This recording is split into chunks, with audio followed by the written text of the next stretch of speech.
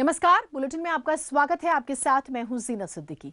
Mobile phone के जरिए corona संक्रमण की जांच का जो तरीका अब दुनिया में आने वाला है वो बेहद आसान है और कोई भी कहीं भी इस तरीके का इस्तेमाल कर अपनी कोरोना की जांच कर सकता है। इसके लिए इजराइल की एक कंपनी ने मोबाइल ऐप तैयार भी किया है। यह ऐप इंसान की आवाज से कोरोना के संक्रमण का पता लगा लेगा। अगर आपको ये पता करना है कि आप कोरोना की चपेट में है या नहीं, तो आपको इस ऐप में अपना वॉइस सैंपल देना होगा। Special report. 3, 4, 5, 6, 7, 8, 9, 10।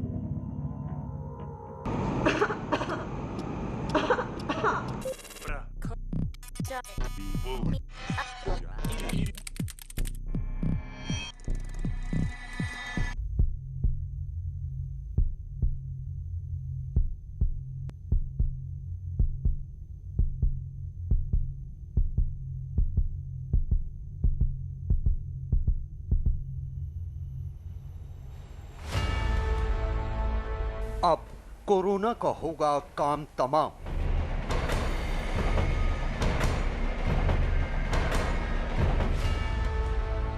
एक तरफ तैयार हो रहा है टीका,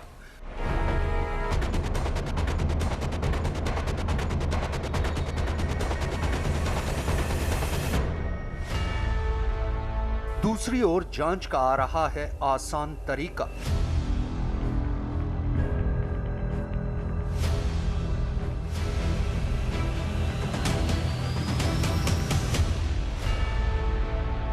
अब मोबाइल फोन से होगी कोरोना की जांच। जब एक बटन दबाया जाएगा आपके आईपैड या मोबाइल पर, तो ये रिकॉर्डिंग चालू हो जाएगी। सिर्फ आवाज से हो जाएगी कोरोना की पहचान। आप खुद अपनी टेस्ट कर पाओगे, या जो कि एयरपोर्ट्स पे हैं, रेलवे स्टेशंस पे हैं, हॉस्पिटल्स में हैं, ऑफिसेज में हैं, जिम में हैं, थिएटर्स में हैं, स्कूल्स में हैं। कोरोना को कंट्रोल करने के लिए दुनिया भर में अब तक जितने फॉर्मूले तैयार हुए हैं उसमें सबसे कारगर जांच को माना जा रहा है।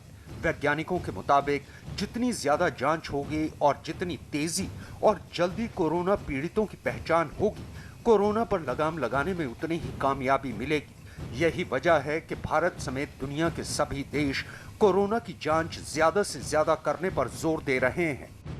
कोरोना की जांच में अब तक जितने भी तरीके सामने आए हैं उसमें लैब और प्रशिक्षित लोगों की ज़रूरत पड़ती है। सैंपल कलेक्शन से लेके सैंपल की जांच करने की प्रक्रिया काफ़ी जटिल है और इसमें काफ़ी समय भी लगता है। ऐसे में दुनिया भर के जो वैज्ञानिक हैं वो इस मुश्किल का हल ढूंढने में लगे हैं और इसमें उन्हें काफ़ी कामयाबी भी मिल रही है। अगर सब कुछ सही रहा तो आने वाले 1-2 महीने में घर बैठे आप आपके स्मार्टफोन से ये पता लगा सकते हैं कि आप कोरोना संक्रमित हैं या नहीं। मोबाइल फोन के जरिए कोरोना संक्रमण की जांच का जो तरीका अब दुनिया के सामने आने वाला है वो बेहद आसान है और कोई भी कहीं भी इस तरीके का इस्तेमाल कर अपनी कोरोना की जांच कर सकता है। हम आपको बताते हैं कि ये मुमकिन कैसे होगा। इसके लिए इजराइल की एक कंपनी ने मोबाइल ऐप तैयार किया है। ये ऐप इंसान की आवाज से कोरोना के संक्रमण का पता लगा लेगा, लेकिन आपको ये पता करना है कि आप कोरोना की चपेट में हैं या नहीं, तो आपको इस ऐप में अपना वॉइस सैंपल देना होगा, जिसके लिए ऐप ऑन करके 1 से लेकर 20 तक की गिनती रिकॉर्ड करनी होगी। इसके बाद 5 बार खांसने की आवाज भी ऐप में रिकॉर्ड करनी होगी। गिनती और खांसने की आवाज से ये ऐप कोरोना संक्रमण की जांच करेगा और अगले 30 सेकंड में यह बता देगा कि वो शख्स कोरोना की चपेट में है या नहीं। प्रोसेस के अगर माना जाए तो कितने मिनट लगते हैं? अगर देखा जाए तो 1 मिनट के अंदर खत्म होता है। 1 मिनट से 2 मिनट के अंदर। 1-2 मिनट खत्म हो, रिजल्ट 30 सेकंड में। हाँ। भारत सरकार भी इजराइल की मदद से इस ऐप को भारत में लॉन्च करने की तैयारी में है, लेकिन उससे पहले इसका परीक्षण किया जा रहा है, जो मुंबई में कोरोना के अस्पतालों में हो रहा है। न्यूज़ 18 ने मुंबई में ऐप के परीक्षण में लगे डॉक्टर से बात की और ये जाना कि ये ऐप कैसे काम करता है। अभी मैं आपको बोलूंगी, आपको मास्क निकालना है और आपको गिनती करनी है नंबर्स। तो आपको 1 से 30 हिंदी में जोर से नंबर गिनती करनी है। आप कैसे गिनती करेंगे? 1, 2, 3, 4 ऐसे 30 तक गिनती करेंगे, लाउडली, क्लियरली और स्लोली। और उसके बाद 5 बार खांसी करेंगे, ठीक है? मैं जब स्टार्ट बोलूंगी तब आप करिएगा, आपको मास्क निकाल दीजिए।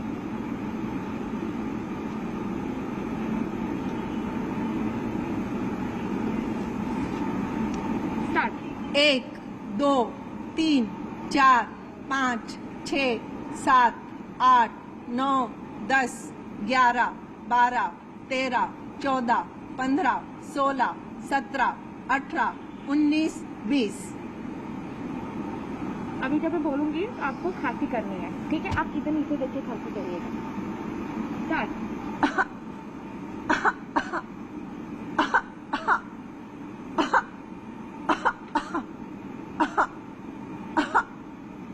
Thank you so much. Authenticity, सबसे बड़ा सवाल ये है कि ऑथेंटिसिटी कितनी होगी इसकी? अभी जैसे मैं आपको बताऊं कि ये टेस्ट ऑलरेडी इजराइल में हो चुकी है और उनका कहना है कि इस स्क्रीनिंग टूल की ऑथेंटिसिटी करीबन 80% है। इजराइल की कंपनी का दावा है कि अब तक के परीक्षण में इस ऐप का नतीजा 80% मामलों में सही पाया गया है, जिसके बाद ऐप का परीक्षण भारत समेत कुछ और देशों में किया जा रहा है। भारत में इस ऐप की जांच के लिए 10,000 लोगों का सैंपल जुटाने का लक्ष्य रखा गया है। मुंबई में इसके लिए 2,000 सैंपल लिए गए हैं, जबकि चंडीगढ़ में 8,000 सैंपल इकट्ठा किए जाएंगे, जिसकी जांच इजराइल में होगी।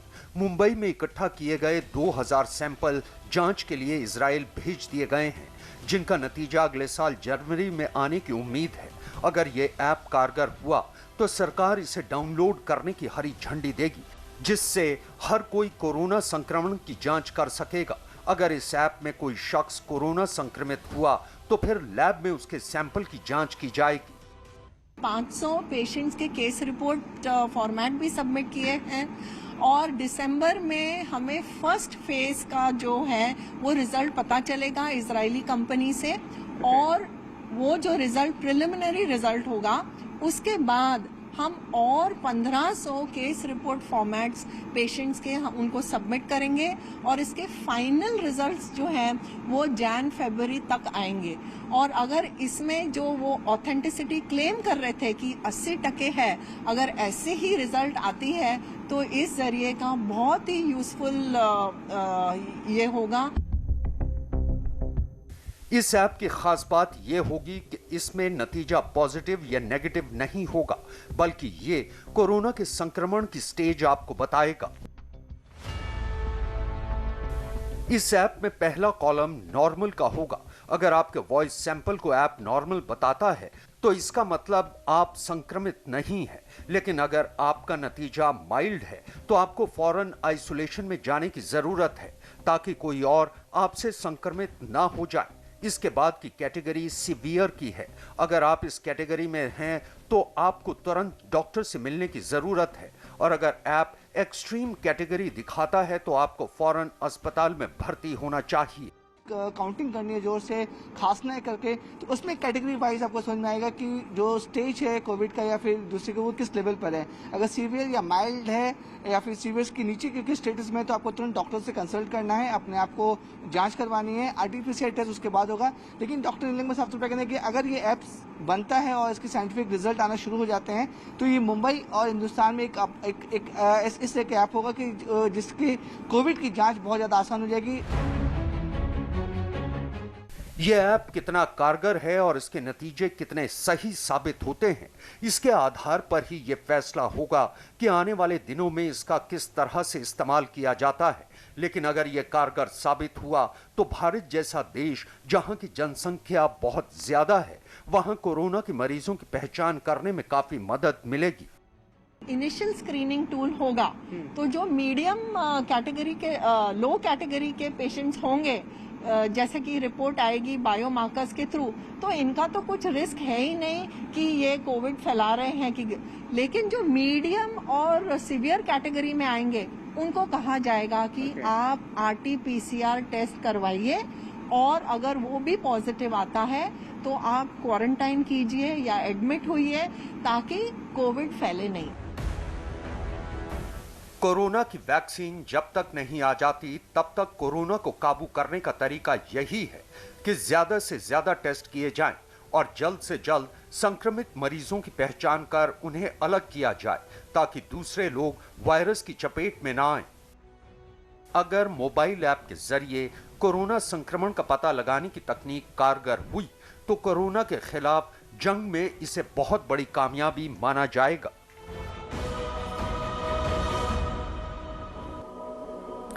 इजराइल के बाद बात चीन की करते हैं।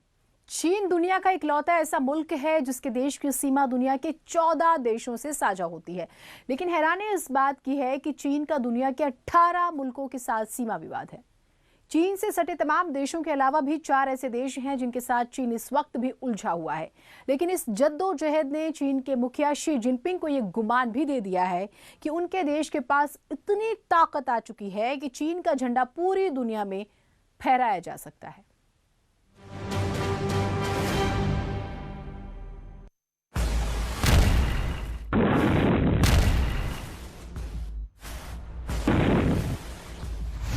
शी के ऑपरेशन 2027 की प्लानिंग।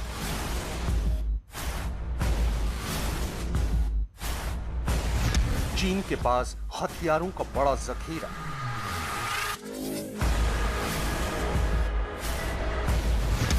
जल, थल और नभ में चीन की बड़ी चाल।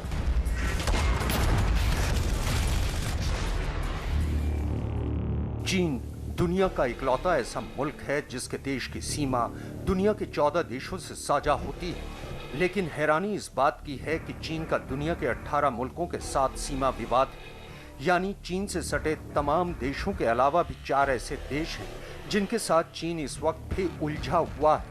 लेकिन इस जद्दोजहद ने चीन के मुखिया शी जिनपिंग को ये गुमान भी दे दिया है कि उनके देश के पास इतनी ताकत आ चुकी है कि चीन का झंडा पूरी दुनिया में फहराया जा सकता है।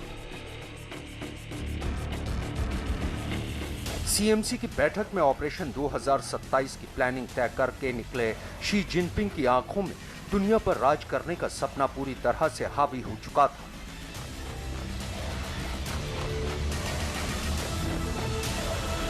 अपनी सेना के अफसरों से हाथ मिलाते वक्त शी का इत्मीनान ये भी जाहिर कर रहा था कि अब उन्हें अपने ऑपरेशन 2027 को अमली जमा पहनाने की देरी भर है।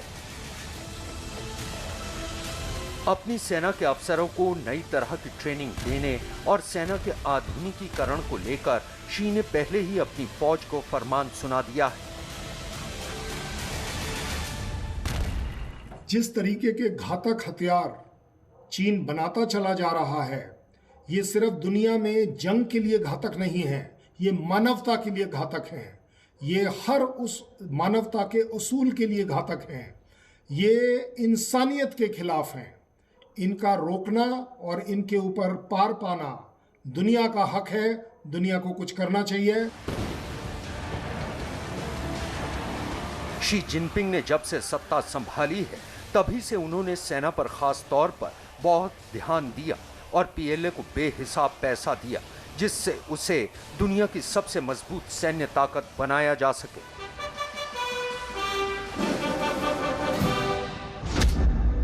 अमेरिकी खुफिया एजेंसी की एक रिपोर्ट के मुताबिक चीन की हालत तो खस्ता है, लेकिन चीन ने अपनी सेना के आधुनिकीकरण के लिए जो योजनाएं बनाई उनमें बेहिसाब दौलत खर्च की है। अपनी सेना को अलग अलग मोर्चों पर मजबूत बनाने के लिए चीन ने कई तरह के आधुनिक हथियारों को अपने जखीरे और बेड़े में शामिल किया। ये बात सही है कि चीन इस वक्त दुनिया की ताकत अमेरिका और रूस के साथ हथियारों की होड़ में लगा हुआ है, लेकिन उसकी तैयारियों को देखते हुए ये भी कहा जा रहा है कि कुछ मामलों में तो चीन ने अच्छी खासी बढ़त पहले ही हासिल कर ली है। अमेरिका के रक्षा मंत्रालय पेंटागन की रिपोर्ट के मुताबिक चीन अपने हथियारों में एक तकनीक विकसित कर रहा है जिसने उसे और उसकी सेना को न केवल ताकतवर बल्कि खतरनाक भी बना दिया है। तेल से भरा दक्षिण चीन सागर इस वक्त चीन का सबसे बड़ा सरदर्द है। समंदर के इस हिस्से को लेकर चीन बेहद संजीदा है, लिहाजा चीन ने बेहद आधुनिक युद्धपोत बना लिया है जो आधुनिक हथियारों से लैस है। इसके जरिए हाइपरसोनिक स्पीड से हमले किए जा सकते हैं। पानी के जहाज पर तैनात इस आधुनिक रेल गन से 2.5 किलोमीटर प्रति सेकंड की रफ्तार से 200 किलोमीटर दूरी का लक्ष्य भी भेदा जा सकता है।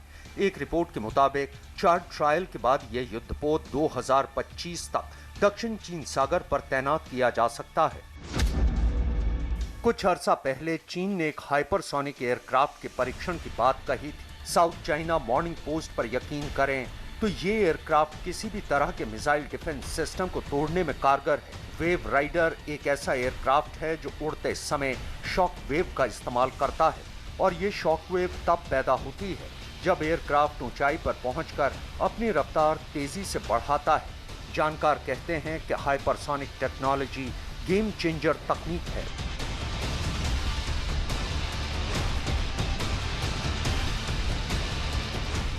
हाइपरसोनिक हथियार बनाने के मामले में चीन ने कई देश यानी कि अमेरिका और रूस से भी बेहतर बढ़त हासिल कर ली है। खुद अमेरिका के पैसिफिक कमांड के एडमिरल हैरी हैरिस ने इस बात को माना है कि अमेरिका अब हाइपरसोनिक हथियारों के मामले में पिछड़ता जा रहा है और बताया ये जा रहा है कि चीन ने हाइपरसोनिक हथियारों के बूते ही ईरान और रूस को अपने पाले में खींच लिया है और इन दोनों ही देश ने चीन के हाइपरसोनिक हथियारों के प्रति अपनी दिलचस्पी भी जताई है। चीन ने एक नए तरह के हवाई बम से दुनिया को रूबरू कराया है, जिसे मदर ऑफ ऑल बॉम्ब का चीनी संस्करण बताया जा रहा है। एक वीडियो में चीन के हथियार इंडस्ट्री के प्रमुख कंपनी नोरिंको ने दिखाया कि इस बम को F-6 के बॉम्बर के जरिए आसमान से गिराया गया, जिससे बहुत बड़ा धमाका हुआ। चीन के बम का आकार 5 से 6 मीटर लंबा है, जबकि अमेरिकी बम करीब 10 मीटर लंबा है। चीन अपने यहाँ जितने सैन्य अभ्यास करता है, उसके बारे में जानकर भी हर कोई हैरान रह जाएगा। चीन में लगातार ये सैन्य अभ्यास चलते रहते हैं। ये संख्या 18,000 के आसपास बताई गई है। चीन का लक्ष्य 2027 तक दुनिया की सबसे ताकतवर सेना बनने का है। ऑस्ट्रेलिया की एक वेबसाइट ने आरोप लगाया है कि पाकिस्तान और चीन मिलकर जैविक हथियार बना रहे हैं और इस बड़े प्रोजेक्ट को चलाने के लिए दोनों देशों के बीच रक्षा समझौता भी हुआ है।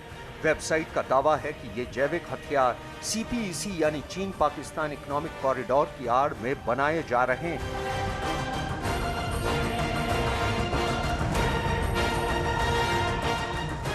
चाइना अपने जैविक हथियारों के भंडार को न केवल बनाए हुए है, उसमें बढ़ोतरी करता है। ये मानवता, दुनिया, उनके अपने लोगों के भी खिलाफ है। ये बिल्कुल मंजूर नहीं है देश को, पूरी दुनिया को, कि एक कंट्री जैविक हथियार जो पूरी वर्ल्ड वाइड बैन है, आप उन्हें बनाते चले जा रहे हैं और उनके भंडार अपने पास रख रहे हैं। ये नैतिकता के पूर्णतः खिलाफ है। स्पेस और काउंटर स्पेस में तो चीन लगातार खुद को मजबूत कर रहा है। अंतरिक्ष से निगरानी, जासूसी और टोह लेने में भी उसने महारत हासिल कर ली है। इसके अलावा चीन ने एंटी सैटेलाइट मिसाइल सिस्टम का भी परीक्षण किया है।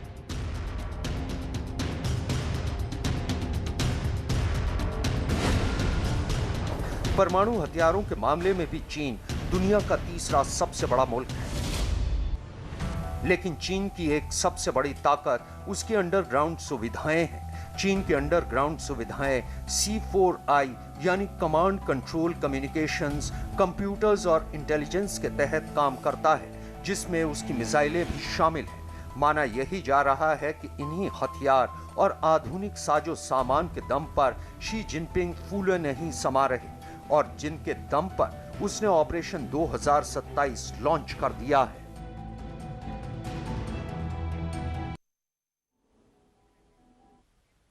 हमारी ये खास पेशकश जारी रहेगी। एक छोटे से ब्रेक के लिए रुक रहे हैं, कहीं मत जाइएगा।